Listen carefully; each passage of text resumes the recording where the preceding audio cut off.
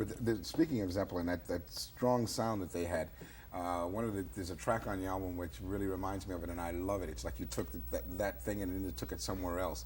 And that Tite Squeeze, which I really love that song. Look at Joe. Yeah, that's one of my favorites too. I love It's one of our song. favorites, and I'm glad you It feel really that way. moves. Will that be part of the stage act? Oh, I hope so. We're not quite sure what of the album is going to be done live. Some tracks make it live, some don't. We will find out during rehearsals. I think that one will, because it makes you move and you listen to it. It's you know, like what's happening in this country right now is, as we all know, disco's been dead, but rock dancing is happening an awful lot, where people just get on the floor and move to the music, and that song really makes you move, and you actually can really dance to it. I would love to see that. That was the last track we did on the album, and I think the reason I like it so much is because the tension and pressure had gone off us. You know, when you're doing the album, oh, another track, we have to think of another track. How about this? And there's a certain pressure there.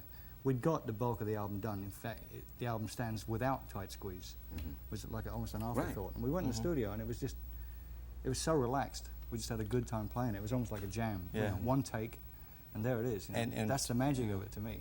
That was one take. Oh yeah, it was just, and it came the same way with the lyrics and the whole idea was just like right there and then. It was like boom, boom, bang, bang, and it was just right in the pocket. So one of the things about it, I feel it, and I think this is what you're telling me, is that if it sounded like you guys were all having a really great time when you were recording that. Another one taker is Power. Yes. Power. That just flows along. Power is like, as I told you, I think Power is an incredible track on the album. I think it's one of my favorites on the album, Power, along with Stone Cold, certainly, and Tell us something you don't like. There's nothing on the album, seriously, there's nothing on the album that I don't like, and I honestly am saying that. One of the things seriously, over the years, as I've been a disc jockey for 13 years, and generally you can like an album if it's 9 to 10 tracks on an album. You say you like the album if there are 6 or 7 tracks on the album that you like, and quite a few you throw away. There's not one track on the album that I don't like, and they're certainly Power and Stone Cold, and those just send me to the roof. I just love them. Also, Tear in My Heart, I love that, because it's like, I told Joe I was writing these little notes when I was listening to the album last night, and I wrote down Graceful Splendor. I mean, that's the way I felt. It was just such a graceful song, yet it's a splendid and majestic piece of work with a great solo by Ritchie Blackmore in there. There's something Ritchie said years ago that has always stuck with me, and I think it's probably Ritchie's byword for his direction.